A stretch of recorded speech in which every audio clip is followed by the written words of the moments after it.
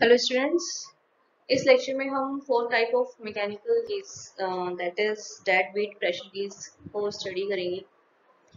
Last lecture में हमने burden tube pressure gauge, diaphragm pressure gauge और बेलोस प्रेशर गेज को स्टडी किया था। तो उनमें जो प्रेशर रिस्पॉन्सिव एलिमेंट था बर्डन ट्यूब में, वो था एक ट्यूब जो कि स्टील और ब्रॉन्ज का बना होता है। डायफ्राम प्रेशर गेज में एक इलास्टिक एलिमेंट था diaphragm, corrugated diaphragm. And bellows pressure gauge में जो हमारा प्रेशर रिस्पॉन्सिव एलिमेंट था वो था एक ट्यूब जिसमें सर्कमफेरेंशियल हमने कोरुगेशन कर रखे थे, जिसको हम बेलोस बोलते हैं। ठीक है।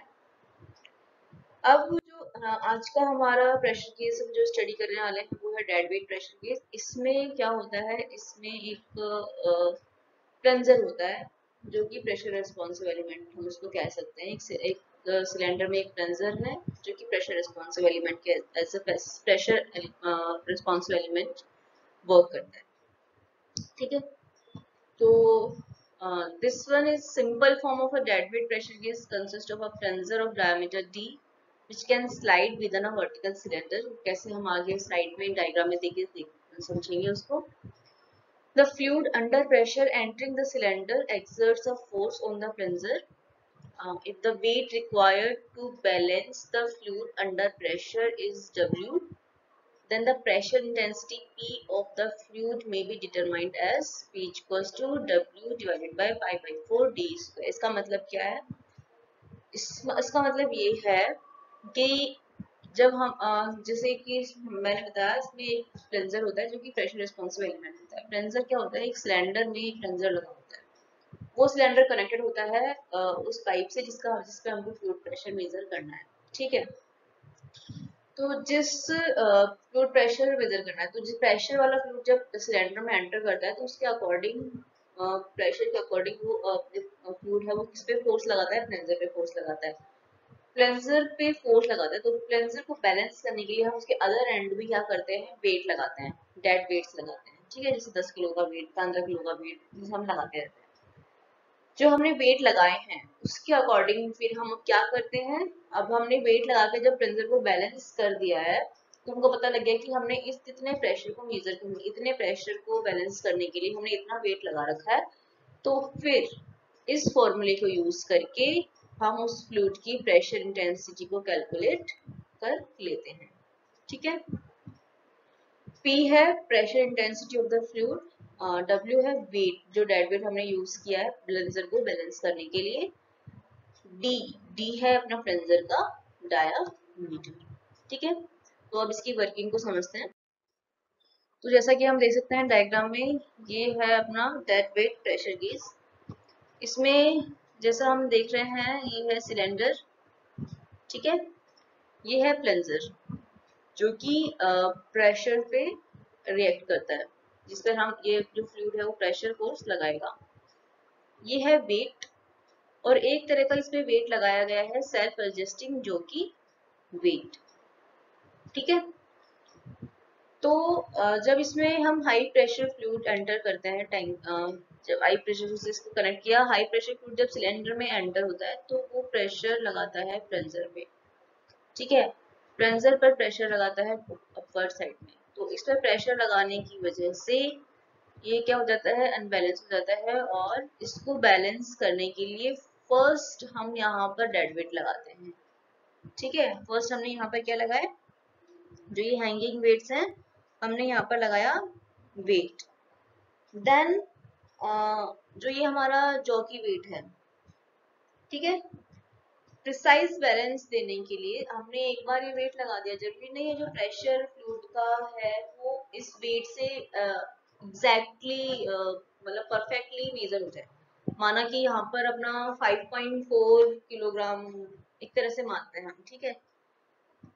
और यहाँ पर हमने वेट लगा दिया 5 किलोग्राम को, तो 0.4 को हम कैसे मेजर कर 0.4 को हम कैसे एडजस्ट करेंगे? ठीक है। तो वो हम करते हैं सेल्फ एडजस्टिंग जो की वेट की सहायता से। ठीक है। तो क्या करा हमने, जब फ्लूइड एंटर हुआ हाई प्रेशर का सिलेंडर में, तो उसने प्लंजर पे फोर्स लगाया, जिसकी वजह से प्लंजर क्या अनबैलेंस हुआ। तो इसको बैलेंस करने के लिए सबसे पहले हमने यहाँ रफली कुछ बिग वेट्स लगा दिए। ठीक है। फिर ज्यादा प्रिसाइजली उसको बैलेंस करने के लिए हमने क्या किया, जो ये हमारा स्मॉल सेल्फ एडजस्टिंग जो की वेट है, इसको हमने इस स्केल पर क्या करा, मूव किया। ठीक है, इसको मूव करने से जो हमारा प्रेशर होगा वो प्रिसाइजली बैलेंस, जो बैलेंसर है वो प्रिसाइजली बैलेंस हो जाएगा, और हम क्या कर सकते, हम परफेक्ट तरीके से, मतलब बिना किसी ज्यादा एरर के उस फ्लूइड के प्रेशर को मेजर कर सकते हैं। ठीक है, तो जो हमने यहाँ पर प्रेशर वेट हमने यूज कर लिए, तो अब इस वेट की मदद से जो हमने लास्ट स्लाइड में फॉर्मूला पढ़ा था प्रेशर कैलकुलेट करने का, P equals to W divided by plunger का एरिया। ठीक है, प्लंजर का एरिया प्लंजर के डायमीटर जैसे D है ना, तो क्या हो जाएगा, pi by 4 D square plunger का एरिया हो जाएगा, और वो हो जाएगा पाई बाई 4 D स्क्वायर। तो इससे हम क्या कैलकुलेट कर लेंगे, फ्लूइड का प्रेशर। ठीक है, कई बार ज्यादा प्रिसाइज तरीके से करने से, क्योंकि मैनुअल तरीके से हो सकता है थोड़ी बहुत एरर आ जाए, तो ज्यादा प्रिसाइजली उसको करने के लिए, बैलेंस करने के लिए हम इलेक्ट्रिक मोटर यूज करते हैं। ये जैसी जो हमारा एडजस्टिंग जो की वेट है, इसको मूव करने के लिए हम एक इलेक्ट्रिक मोटर भी यूज करते हैं। ठीक है, तो अभी हमने डेड वेट प्रेशर गेज की पूरी वर्किंग समझ ली। तो एक तरह से हमारे चारों गेजेस कंप्लीट हो चुके हैं, और अगर हम ये सोचें तो हम देखें तो हमारा पूरा chapter fluid pressure and it's measurement भी कंप्लीट हो चुका है। यहाँ पर कुछ बातें मैं बताने जा रही हूँ जो मैंने वीडियो में नहीं दिखाई हैं, तो जो मैं बताने जा रही हूँ आप प्लीज ध्यान से सुनिएगा, ये आपके प्रैक्टिकल वर्क के लिए बहुत ज्यादा जरूरी है।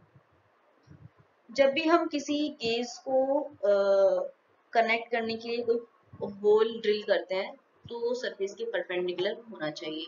जैसे पाइप में हमको किसी फ्लूइड का प्रेशर मेजर करना है, और उस पाइप का प्रेशर मेजर करने के लिए जब उस पाइप में हम जो होल कर रहे हैं वो पाइप की सरफेस के परपेंडिकुलर होना चाहिए। ठीक है, डायामीटर जो है होल का वो 3 mm से 6 mm के बीच में होना चाहिए, इससे ज्यादा नहीं होना चाहिए। ठीक है, थर्ड पॉइंट है, होल जो इंटरनल सरफेस है उसको इफेक्ट नहीं करनी चाहिए। मींस ये कि हमने होल कर दिया और जो पाइप की इंटरनल सरफेस है, इसलिए जैसे कुछ कुछ अगर आपने देखा होगा, ड्रिल करते हो देखा होगा, तो कुछ मेटल्स ऐसे कोनों में लगे हुए हो जाते हैं ना, मतलब उसको हम क्या बोल सकते हैं, एक्सटेंडेड हो जाते हैं थोड़े से मेटल वहां पे, तो ऐसा सरफेस नहीं होनी चाहिए। ठीक है, और एयर पॉकेट्स ट्यूब्स, जैसे जब हम लेस को कनेक्ट कर रहे हैं पाइप से, तो बीच में बिल्कुल भी एयर नहीं रहनी चाहिए। ठीक है, तो एयर पॉकेट्स उनको बोलते हैं, जैसे हमने एक ट्यूब कनेक्ट करी है किसी पाइप में, तो पाइप के बीच में अगर पाइप और मैनोमीटर या गेज हमने जो भी कनेक्ट किया है उनके बीच में अगर थोड़ी सी एयर रहती है, उसको हम बोलते हैं एयर पॉकेट। तो वो एयर पॉकेट नहीं रहनी चाहिए। उसको हम कैसे कैसे रिमूव करते हैं, उसको हम लिक्विड फिल करके रिमूव कर देते हैं। ठीक है, तो ये 4 पॉइंट्स जो मैंने आपको बताए कि अगर हम कहीं पे किसी पाइप में फ्लूइड का प्रेशर मेजर कर रहे हैं, तो गेज को और मैनोमीटर्स को कभी भी कनेक्ट करेंगे, उनके लिए जो होल्स बनाएंगे तो वो किस तरीके से बनाने हैं।